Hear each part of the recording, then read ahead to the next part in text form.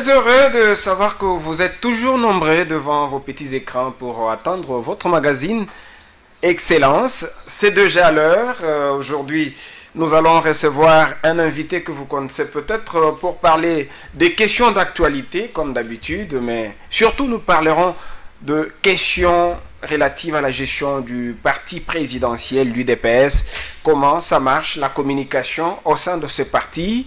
C'est pour cette raison que aujourd'hui, nous allons recevoir pour vous le directeur général de Liberté Plus, un magazine qui communique aussi tant pour certaines informations, mais beaucoup plus pour le parti UDPS. Je crois que le concerné va parler plus sur ces plateaux et nous expliquer les contours.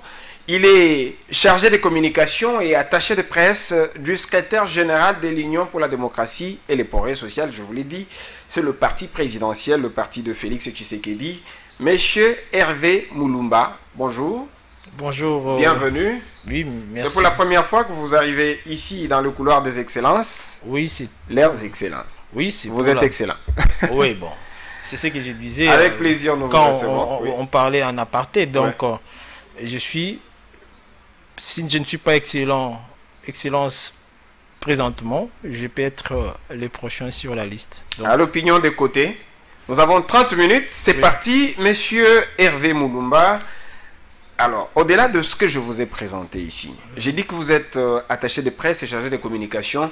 Dites-nous qu'est-ce que vous faites précisément à côté d'Augustin Kabouya, qui est le CG de l'UDPS. Je suis son chargé de communication. Je suis son attaché de presse. Voilà, pour moi, c'est une grande opportunité de travailler avec M. Augustin parce que lui-même a évolué au sein de ses partis, rien que dans le domaine de la communication. C'est quelqu'un qui maîtrise le rouage de la communication. Alors, mais porter son choix sur moi pour diriger sa communication, je crois que je suis entre guillemets excellent. Vous faites la communication, secrétaire général. Oui. La communication du parti aussi. Oui, mais lorsque vous êtes attaché à une autorité du parti, je peux vous donner, parce que j'ai des informations. Oui, puisque j'ai dit ça, oui. Parce que le chef de l'État est le fils maison. Il appartient à votre famille politique, l'UDPS. Alors, la question que j'allais poser, c'est que comment vous faites pour communiquer assez sur le chef de l'État, puisque l'opinion, les téléspectateurs, certains disent qu'on ne communique pas assez sur les réalisations du chef de l'État. D'aucuns pensent que le chef de l'État, Félix Tshisekedi, a beaucoup fait plus que Joseph Kabila, mais puisque ça boite un peu au niveau de sa communication, voilà pourquoi l'information n'est circule pas du tout. Vous confirmez? Non, je ne partage pas cet avis qu'on ne communique pas assez sur les réalisations du président de la République. Moi, je crois qu'il y a un travail assez important qui s'est fait tant au niveau de son cabinet qu'au niveau du parti présidentiel. Alors, il faut faire une nuance. Les actions posées par le président de la République devraient être vantées par la population congolaise. On ne doit pas passer du temps, prendre 30 minutes ou 1 heure du temps, commencer à parler, voilà, le chef d'État a fait ça, a fait ça. Vous savez que... si ces réalisations sont connues. Oui, mais vous êtes journaliste oui, comme moi. Vous savez qu'un journaliste cherche l'actualité. Quand le président... Je vous donne un exemple. Lorsque le président de la République a pris l'ordonnance pour... la libération des prisonniers politiques. Je crois que toute l'opinion était au courant parce que la presse en a parlé. La RTNC? Oui, mais non, je dis la presse tout entière. Vous, Congo Web a parlé de ça. Et il faudra encore vraiment prendre son temps, un jour ou bien après 2 ou 3 mois, commencer encore à dire que voilà, le chef d'État a fait sortir le prisonnier politique. Moi, je crois qu'à la fin, de son mandat, lorsque le chef d'État va revenir auprès du souverain primaire, il aura parlé largement de ses réalisations pour rappeler au peuple congolais ce qu'il aura fait jusqu'à la fin de son mandat en 2023. Est-ce que le parti pense à une chaîne de télévision, par exemple? comme ce fut le cas avec Jean-Marie Kassamba, Télé 50 et les autres, pour ne pas les citer ici, puisqu'on pense que vous faites toujours en dessous de ce que les autres ont fait, ils ont laissé la barre très haut. Je ne pense pas que Jean-Marie Kassamba soit un modèle. Est-ce que vous pouvez me dire? Clin d'œil à lui, il est président provincial de l'UNPC. Oui, je ne peux pas... un modèle en termes de communication des institutions ou bien d'un régime. Parce que, vous l'avez cité, c'est un grand journaliste, parmi les journalistes que notre pays a connus. Mais en termes de communication d'un régime, je crois que Jean-Marie Kassamba n'est pas un modèle. Parlons maintenant de l'IDPS, parce que je ne pense pas qu'avoir une télévision pour un parti politique doit être considéré comme quelque chose d'indispensable. L'IDPS... Mais vous devez communiquer, non? Oui, mais communiquer, est-ce que vous pensez que tous les pour vous, les chefs partenaires, c'est suffisant? Non, mais je voulais vous répondre. Vous pensez que tous les auditeurs ou les téléspectateurs vont commencer à suivre UDPS TV par exemple du matin au soir? Non. Donc lorsque le peuple adhère à votre vision, je ne crois pas qu'il faut chercher de midi à 14h, avoir une chaîne de télévision, vous communiquer largement sur les activités du parti. Et je crois que c'est un parti qui est soutenu par le peuple et sa communication se fait automatiquement. Alors, je vous pose cette question en tant que chargé de communication d'Augustin Kabouya. Vous aviez, tout juste après le point de presse tenu par Guy Baou et Bamou, reconnu secrétaire général par la CDP, la Convention démocratique de votre parti. Vous avez fait une sortie médiatique pour remettre en question son adresse. Bien que ce n'était pas du tout mal, il demandait aux légalistes et non légalistes de réunir leurs efforts ensemble, de mettre leurs différends de côté, en vue de ne pas gâcher les chances de Félix Tshisekedi à briguer le prochain mandat. Alors, vous remettez en question la qualité de Guy Baou et Bamou en tant que secrétaire général et pourtant reconnu par l'article 26. Le secrétaire général Augustin Kabouya est non seulement légitime, mais jouit aussi de la légalité. Là, c'est une précision qu'il faut présenter. Est-ce que vous êtes parfois gêné lorsqu'on dit de lui qu'il n'est pas légitime? Non, mais c'est un rappel que je fais justement. Oui. Parce que vous évoquez le cas de M. Guy Baou, je vais en parler. Oui. Mais j'aimerais dire d'abord à l'opinion qui nous suit que M. Augustin Kabouya est secrétaire général de l'IDPS. L'unique. Bon, pas l'unique, mais c'est le secrétaire général de l'IDPS. Oui. Il n'y en a pas deux, l'IDPS, Tshisekedi, et un seul. Même s'il est contesté par la CDP. Oui, la conteste de Victor Wakwenda qui est non, mais oui. Si vous... Parce que vous me posez beaucoup de questions, je ne sais pas faire l'enchaînement d'idées. Oui, répondez. Bon, parlons d'abord, je disais que le secrétaire général Augustin Kabouya est légitime. Il jouit de la légitimité. Demandez aux combattants, ils vous diront que notre secrétaire général, c'est Augustin Kabouya. C'est pas tous les combattants, hein? J'ai dit si c'est 100%, 95% des combattants. Guiba, on a vu là, son point de presse, il y avait d'autres combattants, hein? Oui, je vais en revenir. Oui. Je ne vais pas vraiment parler de lui, d'autant plus que je juge son action inopportune. Parce qu'on a vécu des choses. Ce n'est pas aujourd'hui que nous pouvons être distraits par ce que fait notre frère Guy Baou. Donc j'ai dit ceci.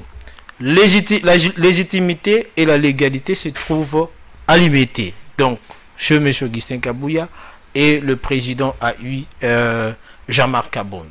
Alors, M. Guy Baou, je reconnais qu'il est combattant de l'IDPS, mais il n'occupe aucune fonction au sein de l'IDPS. Il fut secrétaire général adjoint. Il a été suspendu à un moment. Et par après, quand on a nommé le nouveau secrétaire général adjoint, il a été totalement écarté, puisqu'il n'était pas repris sur cette liste. Alors, s'est réveillé de bon matin pour dire que je suis secrétaire général de l'IDPS. C'est pourquoi on considère cela comme une distraction. Parce que vous avez suivi aujourd'hui, nous sommes dans un processus de redynamisation du parti. Qui fait des tournées au niveau de Kinshasa ici? Qui a fait des tournées?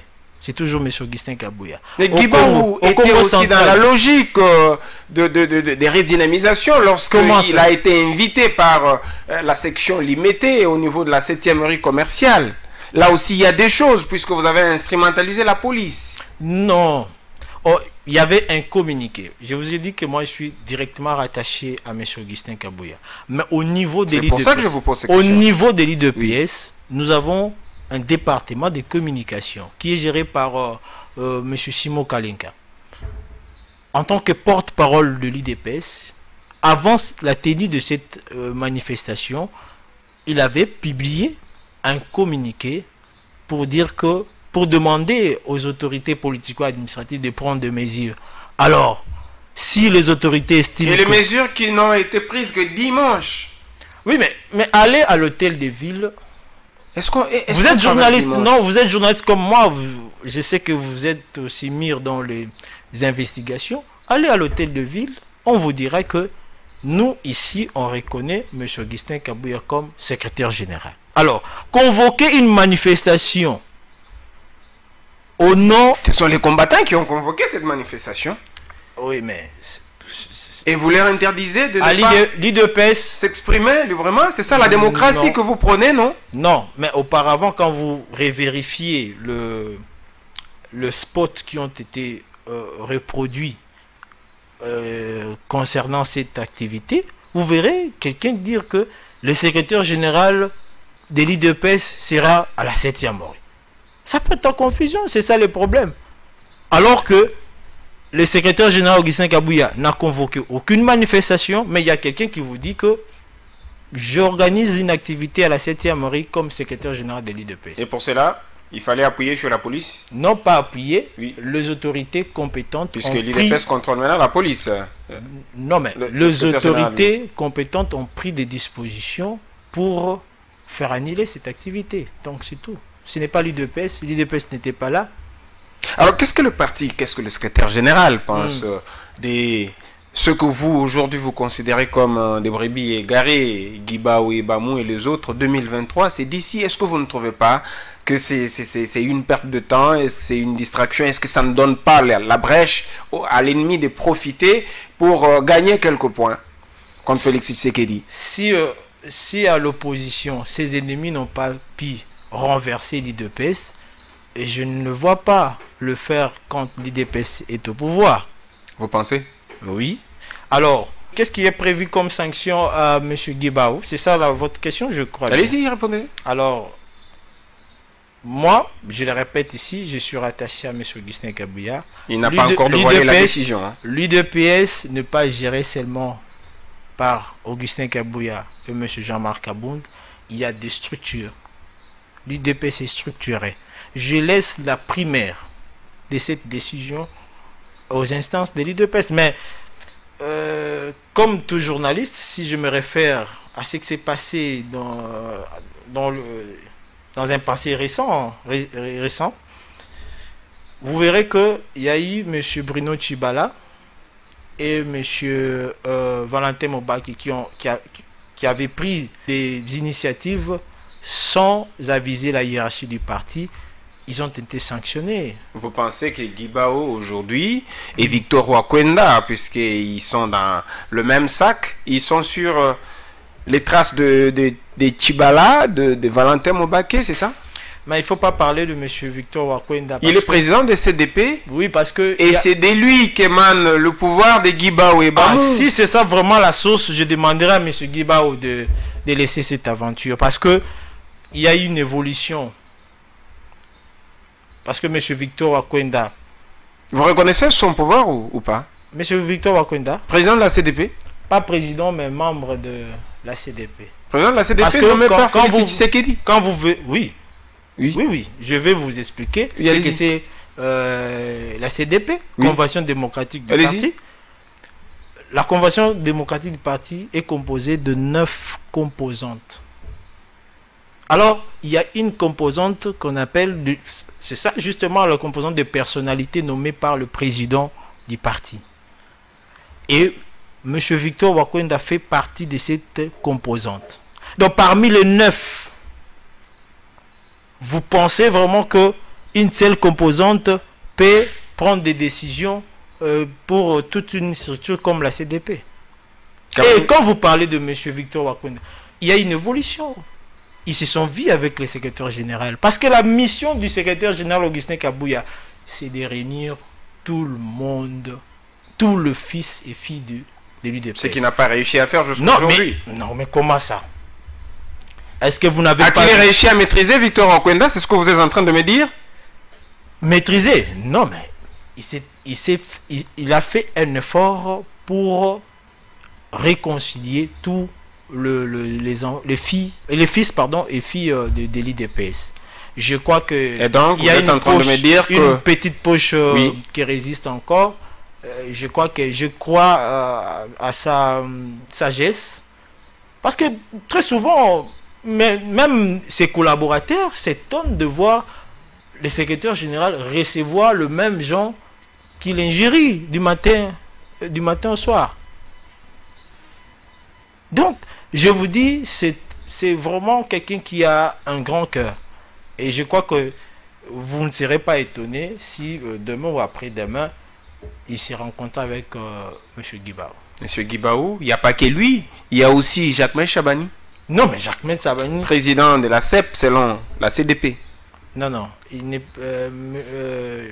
Maître... c'est encore de problème. Hein? N'est plus président de la CEP. Mais ses relations, les relations de M. Jacquemain Chabani et du secrétaire général Augustin Kabouya sont au beau fixe. Alors j'ai promis tout à l'heure à nos téléspectateurs que nous allons parler de l'actualité, c'est-à-dire l'actualité c'est aussi ces déplacements de Félix Tshisekedi en tant que président de l'Union africaine pour la France, où il a accordé l'audience au président Kagame, qui est président d'un pays voisin. Alors, Paul Kagame soutient l'état de siège décrété par Félix Tshisekedi. Ça vous étonne? Non. Même en termes de communication, je me dis, Paul Kagame fait ce qu'on appelle la diversion. La diversion. Pourquoi? Je vais vous expliquer. Allez-y. En principe, l'état de siège n'est pas favorable au Rwanda. Je ne vais pas parler du Rwanda parce que... Vous l'accusez directement. Non, mais vous savez que... C'est une information que vous me donnez, que oui, le Rwanda. Oui. Mais je voudrais parler des autorités rwandaises. Oui. Parce que souvent ce qui s'est fait là-bas n'est pas toujours pris positivement par certains Rwandais. Donc je préfère parler des autorités rwandaises. L'état des sièges ne peut pas constituer quelque chose de bon pour les autorités rwandaises. Ça va déranger les Rwandais en quoi? Oui. En quoi? Parce que il n'y aura plus de... Puisque le premier des Rwandais appuie l'état de siège. Non, mais c'est pourquoi j'ai parlé de la diversion. Oui. Il n'a pas d'abord une bonne opinion au sein de l'opinion congolaise. Donc, il est mal barré déjà. Vous savez que quand on parle de Kagame à la population congolaise, vous sentez déjà qu'il y a quelque chose de... Donc, ils ne sont pas d'accord avec lui. Alors, dire que directement que je soutiens l'état de siège, Kagame cherche une sorte de... C'est-à-dire que il va être bien vu au sein de l'opinion publique. Mais en réalité, l'état de siège n'est pas favorable au Rwanda parce que le Rwanda, depuis un certain temps, est en train de soutenir beaucoup de groupes armés qui agressent la RDC. Encore faudra-t-il avoir de preuves de vos allégations? Les M23 étaient soutenus, il y a plusieurs rapports. Puisque, je me rappelle une fois, Félix Tshisekedi a dit que Paul Kagame lui-même avait pris langue avec lui et lui avait dit que le problème chez vous, le malheur de chez vous, ce sont vos Congolais qui soutiennent les groupes armés. Non, il y a des Congolais qui sont soutenus. Vous contredisez le chef de l'État? Non, pas contredire. À mon avis, je n'ai pas, jusque-là, écouté le président de la République dire que ce sont seulement les Congolais qui sont impliqués dans cette insécurité. Mais il y a effectivement des Congolais qui sont passés. Je peux vous parler de groupes d'autodéfense qui œuvrent à l'est de la République de Rwanda. Soutenus par le Rwanda. Non, mais il y a d'autres qui sont soutenus par des taxes qu'ils perçoivent. Pas nécessairement par le Rwanda, mais il y a une partie comme le M23. C'est un groupe qui était soutenu par la République du Rwanda. C'est connu par les autorités rwandaises. Alors, puisque nous parlons de Félix Tshisekedi, comment, au sein du parti, vous pensez l'aider à corriger certaines lacunes? Par exemple, ce que nous trouvons, il y a de fuites d'images. Vous pouvez trouver, par exemple, lorsque le chef de l'État avait pris part au mariage de la fille de l'un de ses conseillers, on a sorti des images telles que le chef de l'État est en train de mâcher quelque chose et les gens parlotaient tout autour de lui. Il y a des images comme ça pour ternir son image. Qu'est-ce que vous faites au sein du parti pour aider le chef de l'État? Je crois que ce sont des erreurs qu'il faut éviter dans l'avenir, parce que souvent avec des téléphones, quand vous êtes dans une cérémonie officielle, souvent le service de sécurité interdit à ce que en dehors de des caméramens officiels. Est-ce que vous en parlez? Oui, mais suffisamment au sein du parti? Mais exactement, parce que quand ces images sortent comme ça nous frise, nous tous. Mais on comprend que ce sont des gens de mauvaise volonté qui utilisent leur téléphone pour prendre des images. Alors, qui sont dans l'entourage du chef? Pas nécessairement.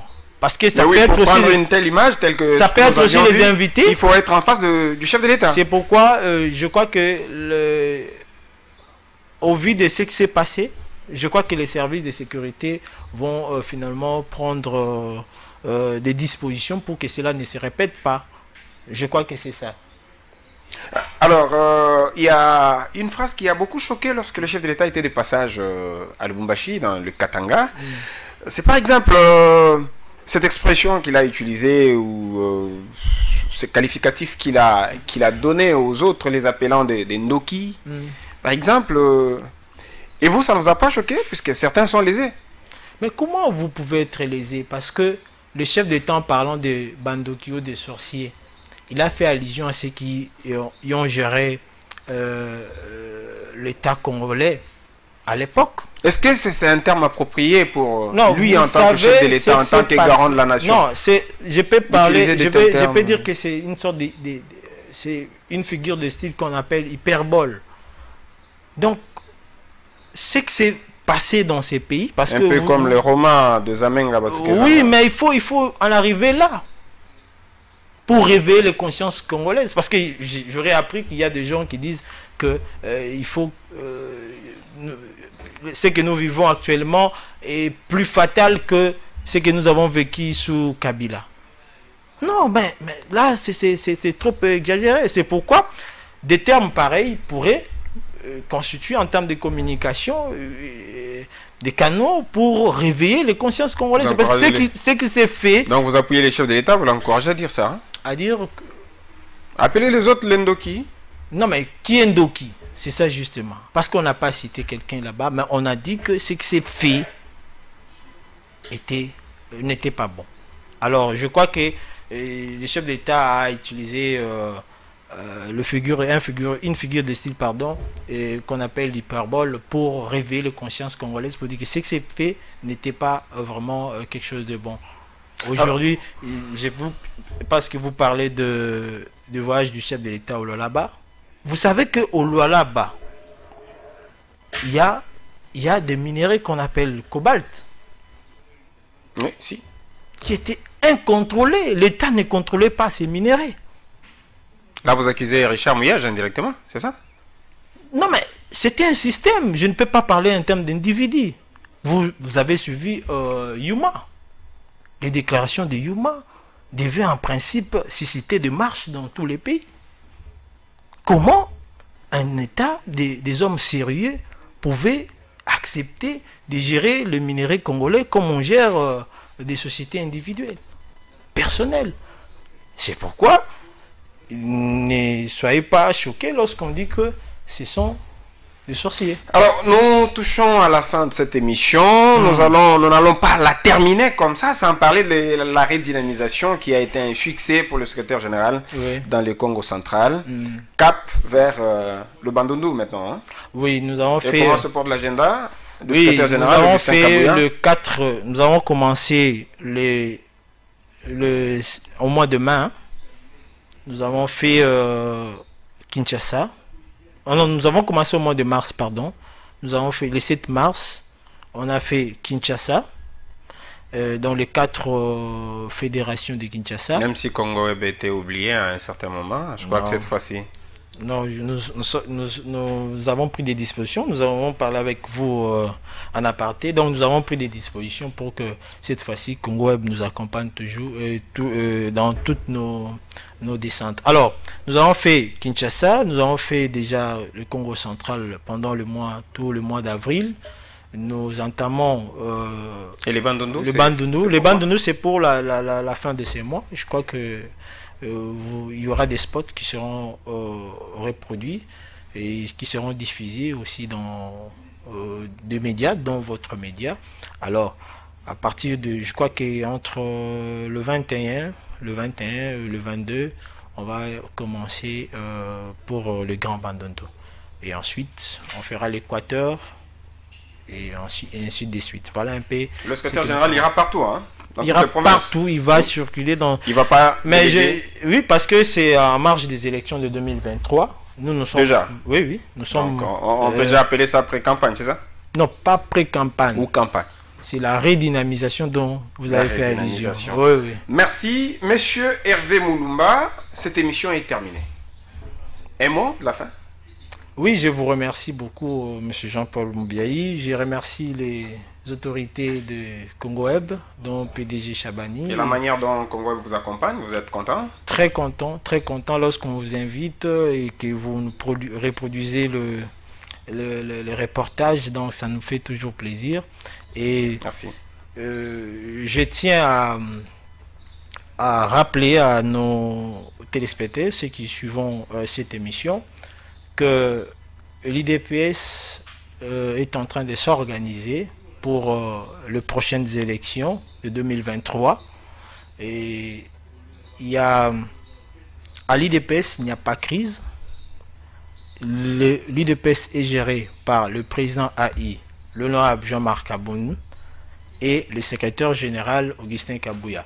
Également, il y a aussi des institutions comme on a parlé, parce que ce que nous faisons à travers les provinces, nous sommes en train d'installer les comités fédéraux qui sont gérés par les présidents fédéraux.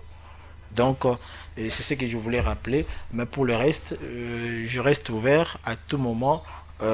On pourra toujours revenir ici pour débattre sur les questions. Ça a été un plaisir pour nous de vous recevoir sur ces plateaux. Est-ce que j'ai été excellent? À l'opinion de côté. Merci à vous tous qui avez suivi ces magazines Excellence. Merci à Gilles Chibamba derrière la caméra. Merci à Francis. Merci à notre directeur de programme Maurice Gigando. Nous disons merci à Marcelin Chiswaka qui est notre directeur général. Clin d'œil au coordonnateur Gilbert Biladi qui est vice-président du groupe Congo Web Télévision. Merci enfin au boss Chabani Record. Je vous retrouve très prochainement pour un autre numéro du magazine Excellence. A plus.